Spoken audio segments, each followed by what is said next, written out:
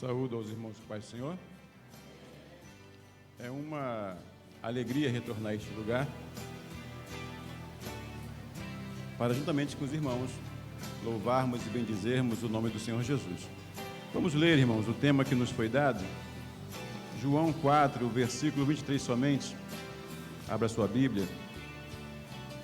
Diz assim a palavra do Senhor: mas a hora vem, e agora é, em que os verdadeiros adoradores adorarão o Pai em espírito e em verdade, porque o Pai procura tais que assim o adorem.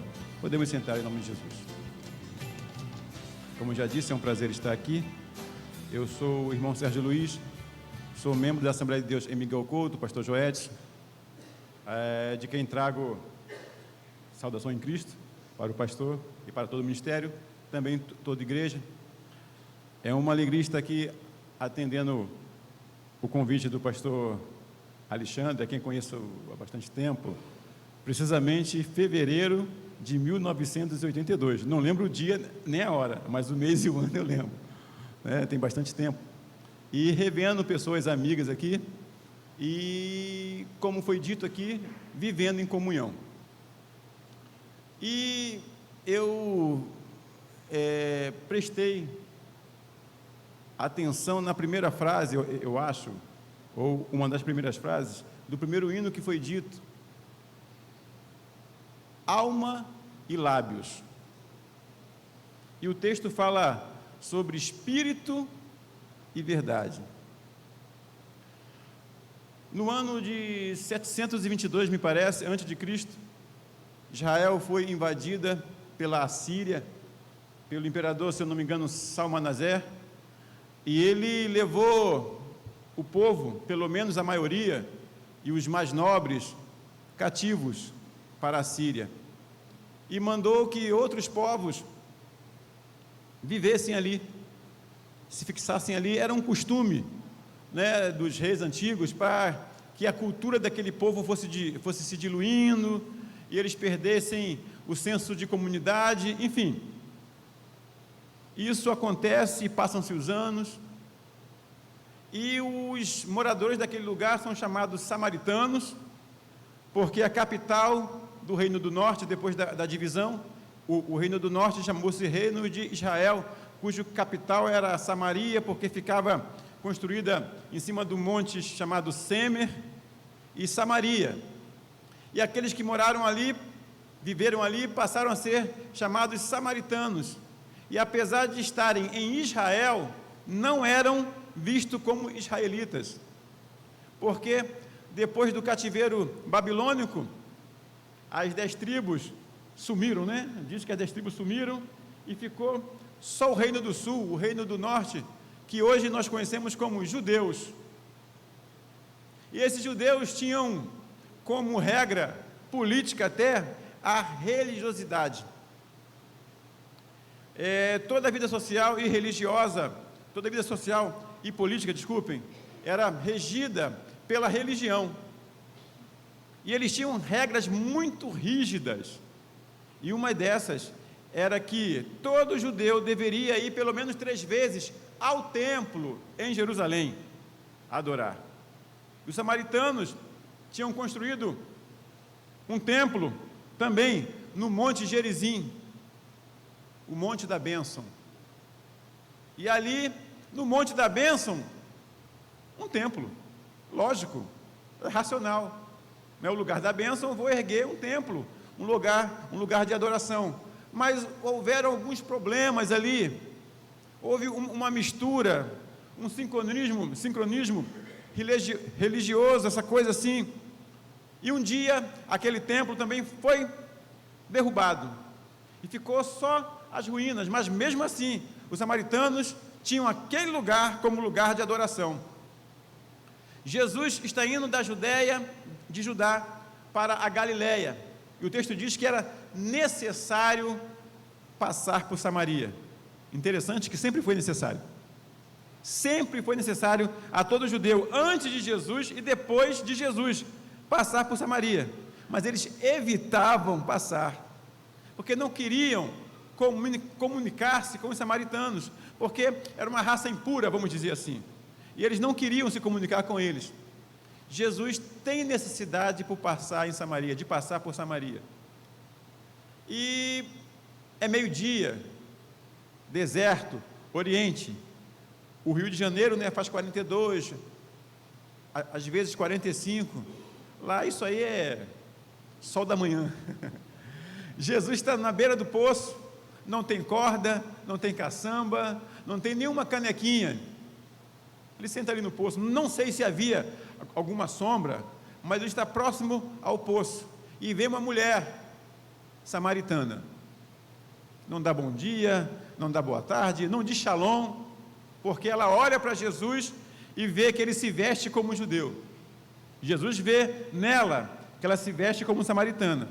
Interessante, que Jesus sabe que ela é casada, porque as mulheres casadas se vestiam como casadas, as solteiras como solteiras, as viúvas como viúvas, enfim, a roupa dizia o estado civil da pessoa, e Jesus sabe, pela roupa que ela veste, que ela é casada. Nós vamos ver lá na frente, que Jesus fala assim, chama teu marido, porque ela se vestia como casada. Pois bem, a mulher, como disse, não saúda, joga lá a sua caçamba, puxa. Jesus fala, me dá um pouco d'água. Eu penso naquela mulher colocando a mão na cintura, batendo o pezinho e falando, você não tem vergonha não? Você é judeu, eu sou uma mulher, estou sozinha, e vocês judeus sabem que um homem sozinho não pode dirigir a palavra a uma mulher também desacompanhada. Além de ser judeu, é sem educação. Aí Jesus fala o seguinte, se tu soubesse, quem é que te pede água? Tu lhe pediria, e ele lhe daria água viva. Aí o assunto interessa. Ela esquece que ele é judeu, ela esquece que ele é homem, ela esquece que ela é mulher, sozinha, e fala, Senhor, tu não tem uma corda, tu não tem nada para tirar água? De onde tu tiraria água? És tu maior que o nosso pai Jacó? Um dia, Jesus disse, eu sou maior que Abraão, e Abraão era maior que Jacó. Então, se Jesus era maior que Abraão, era bem maior do que Jacó, né? Tu é maior do que nosso pai Jacó, que ele mesmo com as suas mãos cavou esse poço, bebeu da água, deu a seus filhos e seu gado. Que coisa bonita, né? É quase que uma poesia, uma coisa lírica, lúdica. Jesus fala, eu podia te dar uma água que jorra para a vida eterna. Senhor, me dá dessa água, para que eu não venha nunca mais a esse poço, para que eu não volte a ter sede para vir aqui. Jesus fala, tá bom, chama o teu marido para a gente conversar. Você quer formalidade, né? Então vamos formalizar as coisas, chama o teu marido. Aí ela fala, Senhor, tem marido não. Jesus, tu bem disseste, tu já teve 5, você coleciona marido, já teve 5, e o que tem não é teu não, é de alguém, seu não é. Ela fala, vejo que és profeta. E ela vai à cidade, anuncia Jesus, e os samaritanos vêm para fora da cidade, conversam com Jesus, conduzem Jesus para dentro da cidade dos samaritanos. A Bíblia fala que Jesus fica ali com eles 2 dias. E eu fico pensando nisso. Aquela mulher, ela tem um ritual de adoração. Ela aprendeu desde pequena, lá no monte, você adora ao Senhor. E Jesus traz para ela uma novidade. Não é aí, não é lá. É em espírito e em verdade. Irmão Alexandre falou assim, se Deus procurar, vai achar? Porque o texto diz que ele procura os tais que o adorem assim, em espírito e em verdade. E esses termos, espírito e verdade, há muito tempo que isso me incomodou. Espírito e verdade. E Deus foi falando comigo. Espírito é aquilo que ninguém vê. É a minha relação particular entre eu e Deus. Como eu me relaciono com Ele. Então, quando Jesus disse, não é aqui nem ali, então eu não preciso de lugar. Não é bem assim. Não é bem assim. A sua adoração em espírito é excelente, ou deve ser excelente, porque é entre você e Deus, e Ele conhece a sua adoração de fato, se é de verdade. Se isso é em espírito, é de verdade. Porque às vezes, irmãos, nós recebemos de Deus, mas não entregamos para Ele o que deve ser entregue. Ele é o autor e consumador da fé, ou seja, a minha fé vem dele, e a minha fé deve voltar para Ele, mas eu recebo a fé dele, só que eu não retorno essa fé para Ele. A minha fé até chega nele, mas antes de chegar nele, tem uns desvios, passa por algumas certezas que eu tenho, por algumas convicções que eu tenho, e por fim, chega, gasta. A física diz que a menor distância entre dois pontos é uma reta, e a gente procura desvios para louvar, quando na verdade tem que ser uma linha reta, direcionada, do indivíduo, como foi dito aqui, da criatura para o Criador, aquele que foi feito para aquele que fez. Aí, irmãos, em espírito, é a minha relação particular com Deus, é como eu me relaciono com Deus, e em verdade, é como cada um vê esse relacionamento que eu tenho com Deus, é como eu exteriorizo. Em espírito é o interior, em verdade é o exterior, o que eu faço que demonstra que eu adoro a Deus, que eu louvo a Deus. Mas aí tem uma coisa, eu posso mascarar, eu posso fingir que adoro, eu posso, enfim, querer enganar aqueles que me veem, mas antes de ser em verdade, tem que ser em espírito, e para ser em espírito, tem que ser em verdade, é uma união, o espírito e a verdade geram louvor, geram adoração. Não é só em verdade, não é só em espírito, é em espírito e em verdade. Vocês adoram o que não veem, e nós adoramos o que vemos. Se juntar isso, o que nós não vemos e o que nós vemos, aí é o louvor genuíno. Como você vê a sua adoração? Como você vê a adoração de quem está do seu lado? Você pode entender o que está dentro dele? Alguém chora e alguém fala, que tristeza, mas tu não sabe, de repente está chorando por gratidão, por alegria, e não se sabe. Irmãos, em espírito e em verdade, esse binômio torna-se único e transforma-se em adoração. 1 mais 1 nunca será 1 mais 1 depois que forem 2. Quando 1 mais 1 é igual a 2, pronto, acabou, não é 1 mais 1, agora é 2. E o Espírito, e em verdade é isso, 1 mais 1, que não forma 1, 2, forma 1. Interessante isso. Irmãos, aquela mulher, ela está, se eu olhasse para aquela mulher, eu falava assim, essa não adora. Essa não tem como adorar. Por quê? Olha a vida dela. Mas Jesus sabia o que se passava naquele coração. A mulher está ao meio-dia, no Oriente, um clima desértico, aonde ela não é só mal vista pelos judeus, o povo escolhido, descendência de Abraão. Não, ela é mal vista pelos da própria cidade. E Jesus senta para conversar com ela. Jesus, dizem por aí que tu és santo, mas tu conversa com qualquer um? Tu fala com qualquer um. Como é que tu é santo assim? Eu vim para os doentes. Você está saudável? Você não precisa de mim. Eu vou para quem precisa. Irmãos, louvor e adoração. Louvemos ao Senhor por tudo o que Ele está fazendo, por tudo o que Ele fez e porque Ele ainda vai fazer. Nós não sabemos. Tem um hino antigo que diz assim: pode ser agora. E se for agora?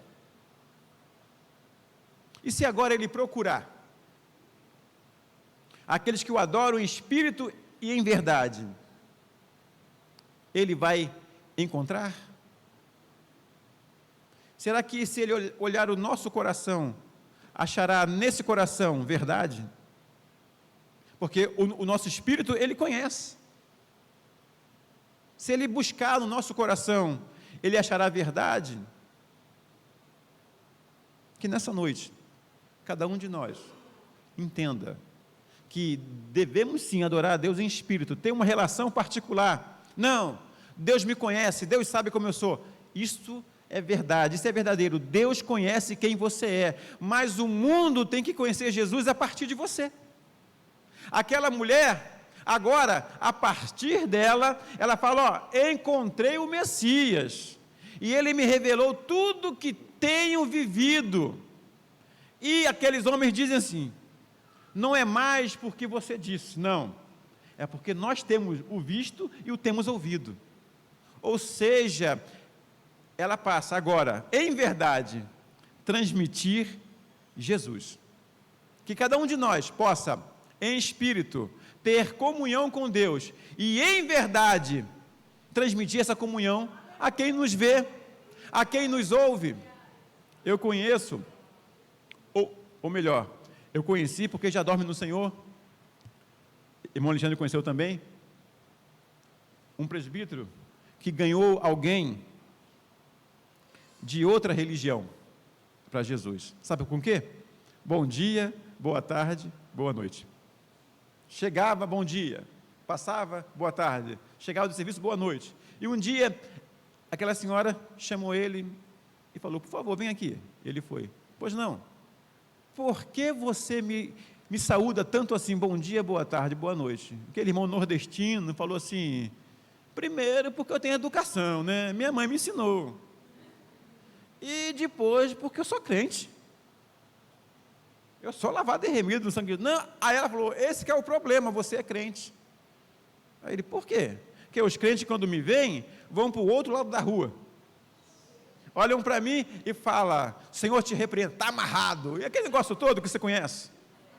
E o Senhor me dá bom dia, boa tarde, boa noite. Essa pessoa aceitou Jesus e, com o tempo, chegou até ser dirigente substituta da igreja, até que se levantasse um obreiro, um pastor naquela igreja.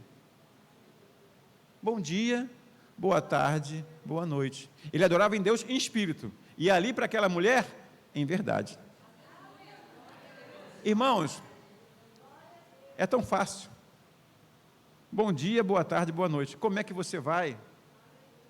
Ah, mas e se for formalidade? Não é em verdade. Não é em verdade. Em verdade é quando você quer transmitir Jesus. Mas eu vou transmitir Jesus com um bom dia? Você quer que ele tenha bom dia mesmo?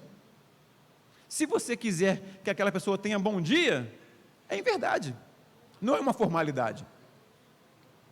Irmãos, aquela mulher entra em Samaria, fala de Jesus, e aquelas pessoas conhecem o Evangelho. Aquelas pessoas conhecem, reconhecem em Jesus alguém que podia mudar suas vidas. É assim que cada um de nós deve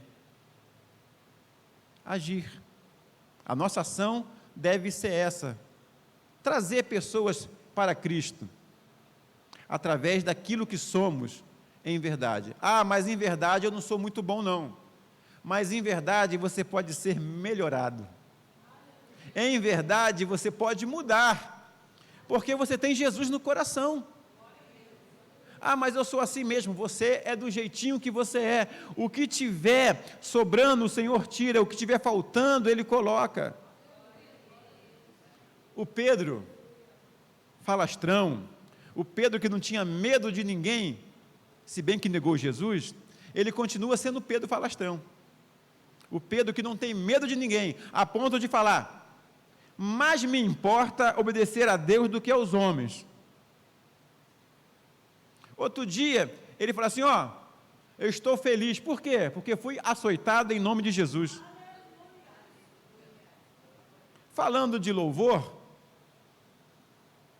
Paulo e Silas, na prisão, e à meia-noite, um terremoto, e as cadeias se soltaram.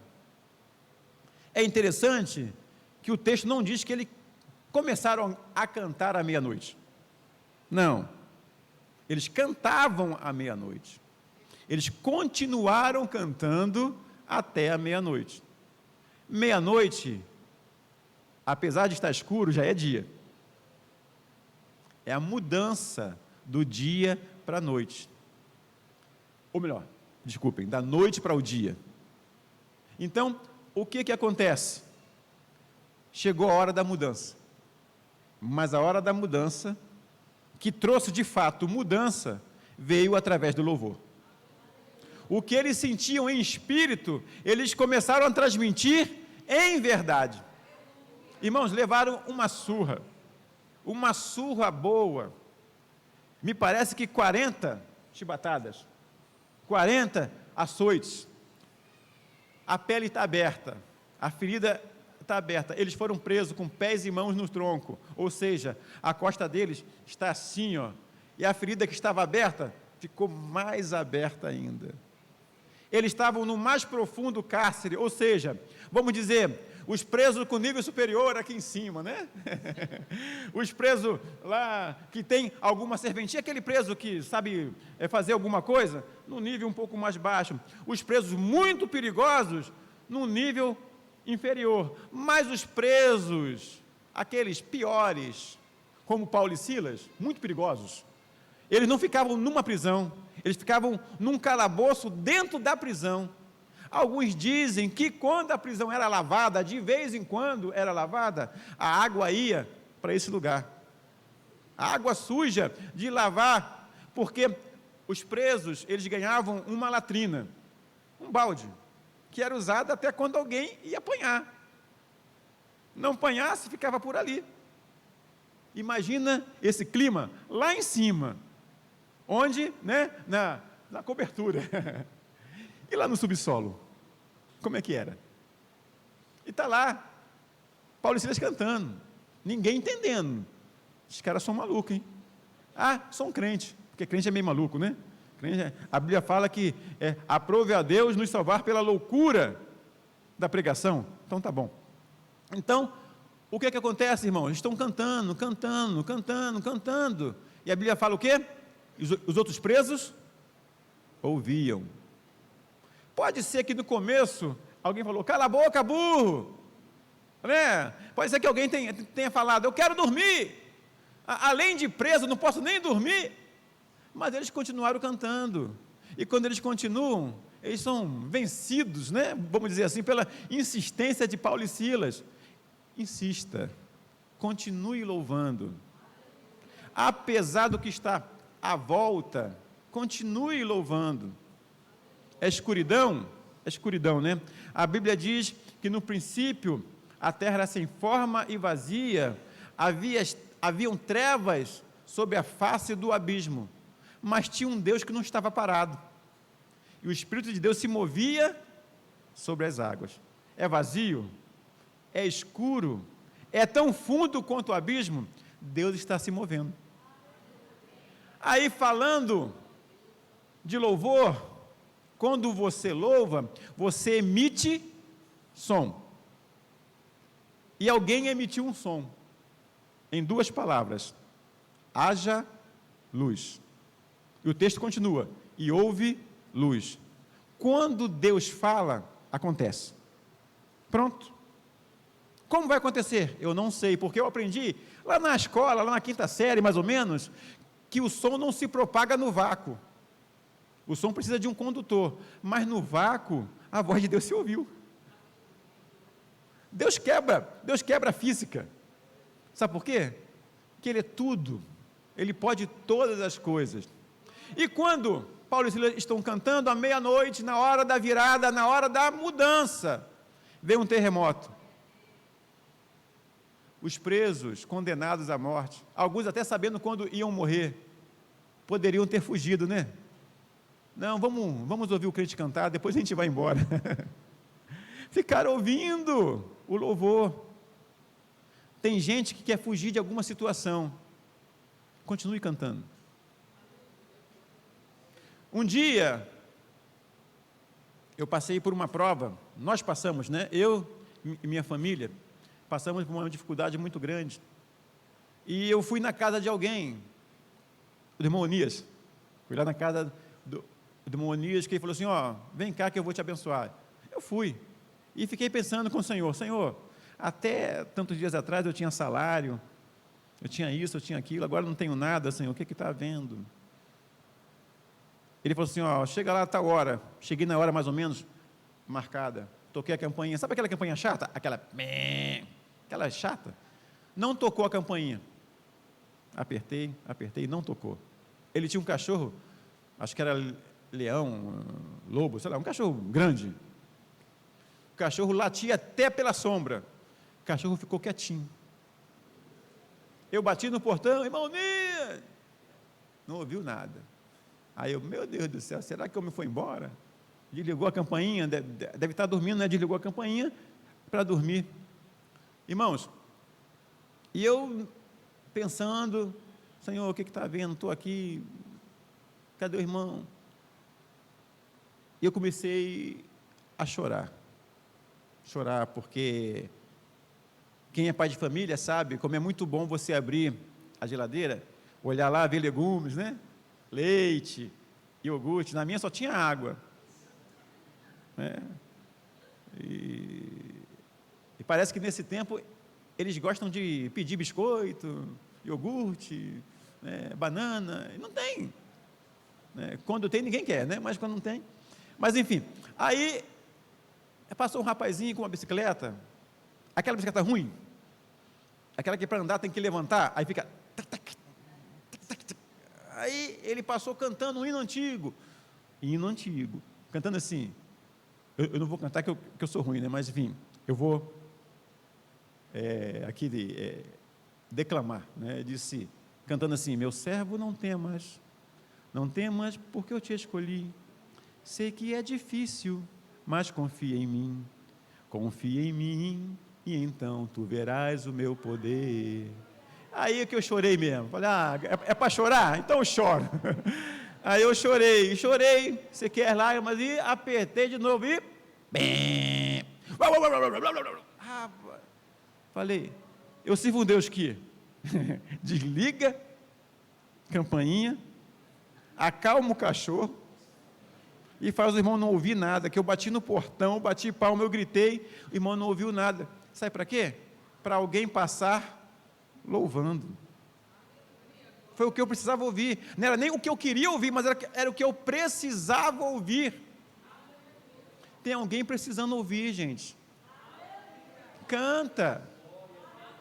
Sabe aquele hino que você lembra lá do tempo das crianças? Olha o mar vermelho, né? Esses antigos assim, toque, toque, toque, quem será? Esses hinos que a gente cantava, né? Cuidado, olho, boca, mão e pé. Esses hinos assim, enfim. Canta para o Senhor, né? Porque, irmãos, o que você canta, e você canta para o Senhor, é semente. E a semente é lançada pelo menos em 4 tipos de terras. E uma delas é boa. Quem sabe é terra boa que está passando perto? Quem sabe? E ali vai dar fruto, e vai frutificar, e vai permanecer para a glória e honra do Senhor. Meus irmãos, que Deus abençoe a esta igreja, que Deus abençoe a este coral, que Deus abençoe aos maestros, não se cansem de louvar ao Senhor. Porque tudo que nós fazemos para o Senhor resume numa palavra de 6 letras: louvor. Tudo que você faz, louva ao Senhor. Ou não. Deveria ser para louvar. E o louvor, irmãos, não precisa de muita coisa. Claro, apresente o seu melhor, mas mesmo aquilo que você tem, que você acha que, poxa, podia ser melhor, não é? Deus conhece o teu coração. Ele sabe a intenção do coração. Eu penso que a oferta de Caim foi linda, né? Os frutos, legumes, tudo certinho, verde, perto do, né? Aquela coisa cromática, bonitinha. De Abel não, foi um cordeiro imolado, um bichinho inocente morrendo.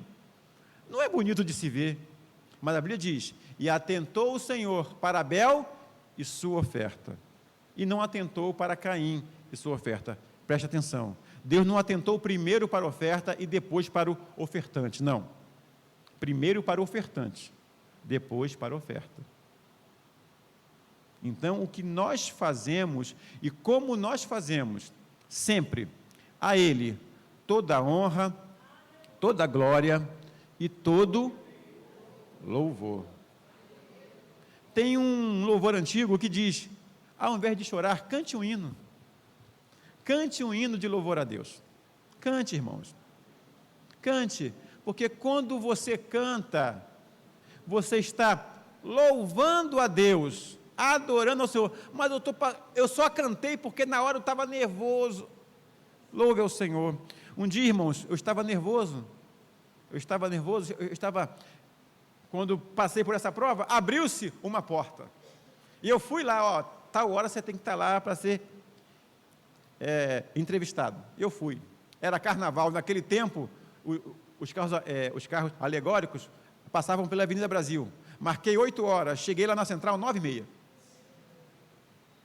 Né? E fiquei preocupado com aquilo, mas antes de eu chegar lá na Central, eu estava no ônibus parado, andava, parava, mais parava do que andava. Aí eu comecei a orar: Senhor, a porta, Senhor, que abriu. Meu Deus, quanto tempo, agora que a porta, depois de 10 meses, agora que a porta se abre, Senhor, essa dificuldade. Eu fiquei ali, aí eu lembrei daquele hino: agindo eu, quem impedirá? Agindo eu, quem impedirá? E aquilo no meu pensamento. Daqui a pouco eu estou no ônibus, agindo eu, com essa voz bonita, né? Quem impedirá? Aí alguém olhava assim, daqui a pouco eu: não temas, não temas. E, irmãos, certamente tinha alguém ali que precisava ouvir aquilo. Eu não sei, até hoje não sei, mas Deus sabe. Então, independente do que você viva, independente do que você passe, louve ao Senhor. Louve ao Senhor, porque a Ele toda a honra, toda a glória e toda a adoração. Peço aos irmãos que orem por mim, tá? Orem pela minha família, minha esposa ali, que Deus me deu, essa mulher linda, abençoada, que Deus me deu. Ela fica vermelha, mas ela é bonita, né? Ela é bonita, tem que falar, né? Eu não estou mentindo, pastor, estou falando a verdade, né? Eu não posso mentir, né? Que Deus abençoe nossa família, e fico feliz em estar aqui. Sempre que os irmãos puderem, né, quiserem, se depois dessa eu voltar, irmãos, eu estarei convosco, com a permissão do meu pastor. Nosso pastor Paulo conhece, sabe como é que ele é, muito rígido, mas ele permitindo, estaremos aqui para a honra e glória e sempre louvor do Senhor. Deus abençoe esta igreja, em nome de Jesus. Agradeço essa rica oportunidade.